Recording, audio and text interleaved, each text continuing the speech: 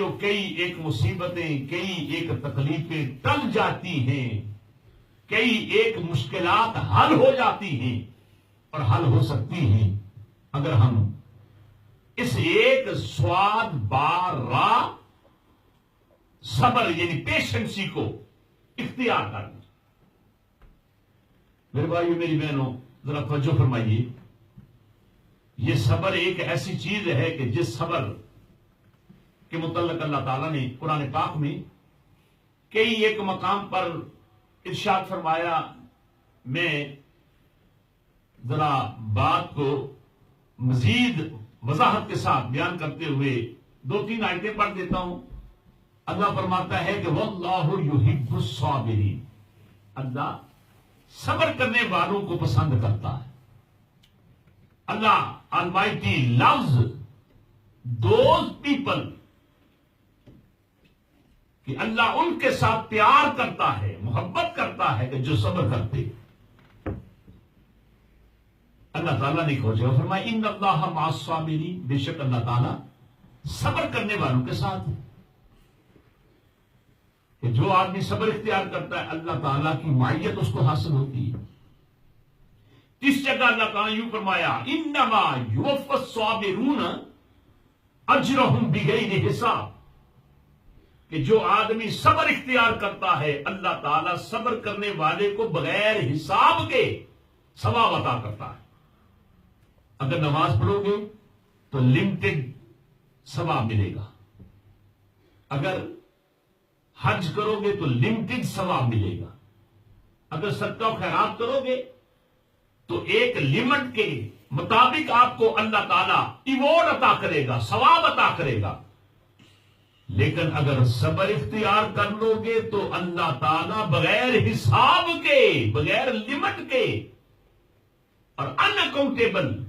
اجر اور ثواب عطا فرمائے گا۔ کہ میرے اور آپ کے آقا صلی اللہ تعالی علیہ وسلم نے فرمایا ان النصر مع الصبر، رب کی مدد ملتی ہے یا پہنچتی ہے صبر سے۔ صبر اختیار کرو گے تو اللہ تعالیٰ کی مدد ملے گی۔ پھر میرے اور آپ کی آقا نے فرمایا الصبر ضیاء، صبر روشنی ہے، صبر کی وجہ سے ڈارکنس، اندھیرا چھٹ جاتا ہے، دور ہو جاتا ہے۔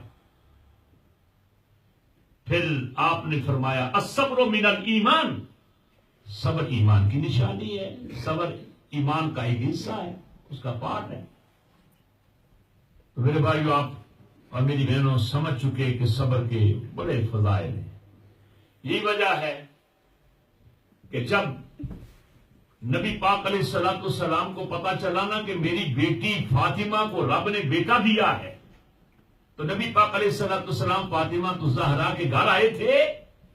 اور ان کو اپنی گود میں لے کر کئی اور کام کیے، اور ان میں سے ایک کام کیا تھا کہ نبی پاک نے اپنے نواسے اور گرینڈ سن کے لیے جو دعا کی وہ صبر کی تھی۔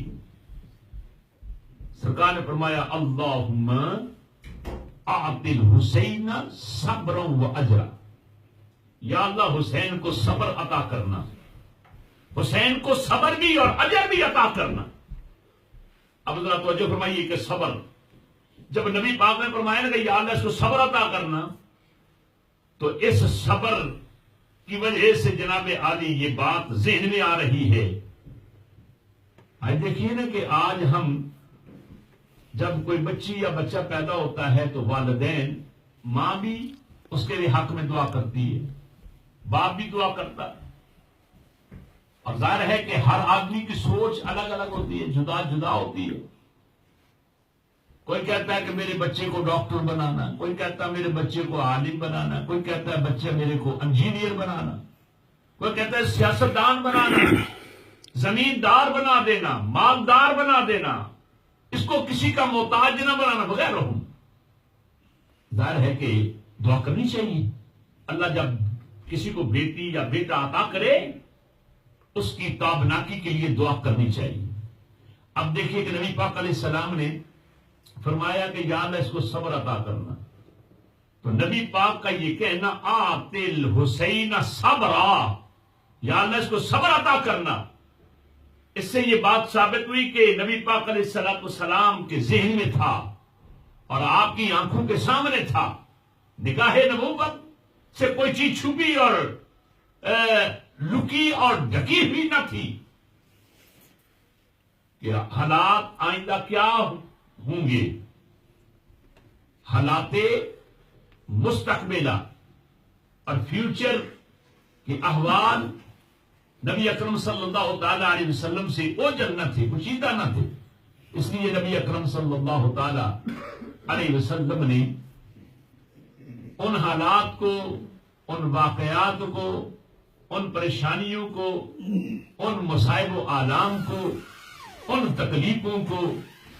دیکھا اور دیکھ کر نبی پاک علیہ السلام نے ان کے لیے صبر کی دعا کی۔ پھر توجہ فرمائیے کہ صبر کے لیے جب دعا کی تو حضرت امام حسین رضی اللہ تعالی عنہ نے دیکھیے صبر کیسا کیا، کس طرح کیا۔ اس کا جواب یہ ہے کہ حضرت امام حسین رضی اللہ تعالی عنہ نے مدینہ طیبہ چھوڑتے صبر کیا، بلکہ اس سے بھی پہلے حضرت امام حسین رضی اللہ تعالی عنہ نے حضرت علی المرتضی، بلکہ اس سے بھی پہلے ان خلفائے اربعہ کے دور کو دیکھا۔ حضرت ابوبکر صدیق، عمر فاروق، عثمان غنی، حیدر کرار، اور پھر